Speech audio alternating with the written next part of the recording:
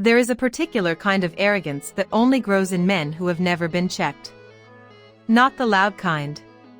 Not the kind that shouts in meetings or throws its weight around in public. The quiet kind. The kind that smiles at you from across the table and thinks, correctly, for years, that you will never do a thing about it. Marcus had that arrogance. He was 41. Senior VP at a mid-size financial advisory firm.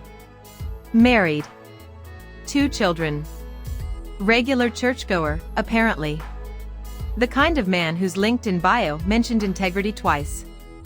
And for 11 years, he had been stealing. Quietly. Methodically. From the one person in his life who had given him everything. Her name was Diane. She had co-founded the firm with Marcus in 2009. They had been colleagues first, then partners in the business sense of the word.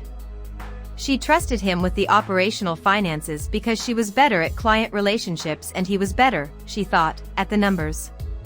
That trust turned out to be the most expensive thing she ever gave away for free. For 11 years, Marcus had been running a parallel set of books.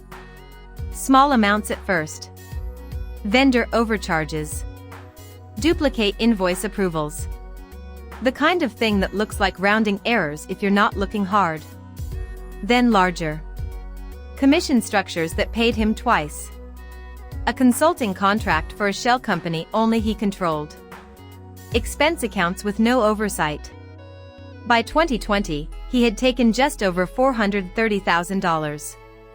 And Diane had no idea. She found out by accident. A new junior accountant, 23 years old, 3 months on the job, flagged a discrepancy in a vendor payment. She brought it to Diane instead of Marcus because Marcus was on holiday and she wasn't sure who else to tell. That one flag became a thread. Diane pulled it. And kept pulling. For 6 weeks, she said nothing. She went to work every day. She sat in meetings with Marcus. She CC'd him on emails.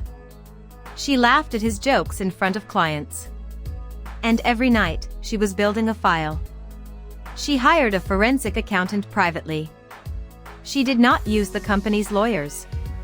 She did not use her personal lawyer, who had also worked with Marcus. She found someone new.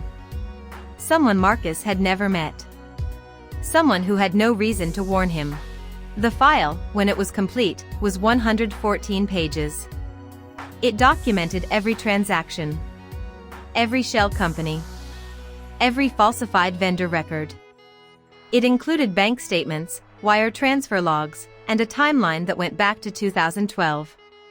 It was, as her forensic accountant later told her, one of the cleanest fraud cases he had ever seen documented by a victim.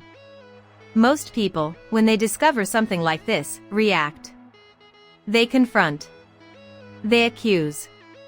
They give the other person a chance to explain, or lie, or disappear. Diane did none of those things. She made a plan.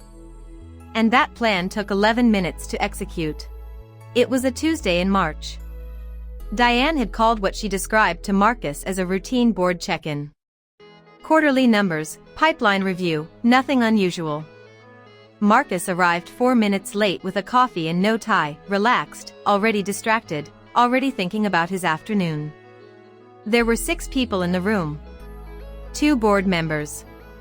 The forensic accountant. The company's new legal counsel, who Diane had retained without Marcus's knowledge 3 weeks earlier. A senior detective from the financial crimes unit. And Diane. Marcus looked around the table and smiled, a little uncertainly. He said, "This is a full house." Diane said, "Sit down, Marcus." She didn't raise her voice once. She placed a printed summary, 12 pages, in front of him. She gave him 60 seconds to read the first page. Then she spoke.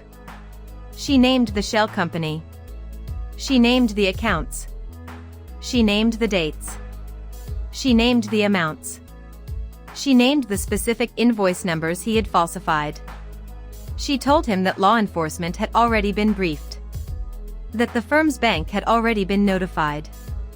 That his personal accounts, including a joint account his wife did not know existed, had already been flagged for review. She told him that his access to all company systems had been revoked at 8 a.m. that morning. She told him that his company email had been archived and transferred to legal. She told him that the car in the company parking lot registered to a company lease in his name had already been recovered. She told him he was terminated, effective that moment, for gross misconduct and fraud. She told him he was welcome to have his personal attorney present before answering any questions. She looked at her watch. 11 minutes. He cried. That surprised people in the room who didn't know him. It didn't surprise Diane. He said it wasn't what it looked like. He said there were explanations. He said he had been going to pay it back. He said he was under enormous pressure that nobody knew about. He looked at her and said, "Dee. Come on. We built this together." She said, "I know. That's what made it so easy for you." She stood up. She thanked the board members for their time. She walked out. The criminal case took 14 months. Marcus was charged with fraud, theft, and falsification of business records. He pled guilty in month 9. His sentencing resulted in 32 months in a federal facility, full restitution ordered, and a permanent bar from holding any fiduciary role. His wife filed for divorce before the trial began. The family sold their house. His LinkedIn account, which had mentioned integrity twice, was deleted. The firm survived. Diane had been quietly restructuring the finances for 2 months before the confrontation. She had contingency plans for every operational dependency that ran through Marcus. He thought he was indispensable. She had spent 60 days proving, to herself, that he wasn't. People sometimes call what Diane did revenge. She doesn't. She calls it a conclusion. There's a difference between revenge and consequence. Revenge is emotional. It's hot. It feels good in the moment and hollow afterward. What Diane built was a consequence. Cold. Documented. Airtight. She gave him no warning because warning would have helped him, not her. She gave him no confrontation because confrontation would have been about her feelings, and her feelings were not the point. The point was the file. The point was 114 pages. The point was 11 minutes. The point was that she knew, and she waited until knowing was enough to end it completely. She was asked, later, in an interview for a business publication, a short piece, nothing identifying, what she would say to someone in a similar situation. She said this, "The moment you know, you have a choice. You can react, and give them a chance to prepare. Or you can respond, and take that chance away. I chose to respond. I just took my time doing it." 11 minutes. 11 years in the making. And not 1 second wasted. That's the thing about a woman who has already done the work.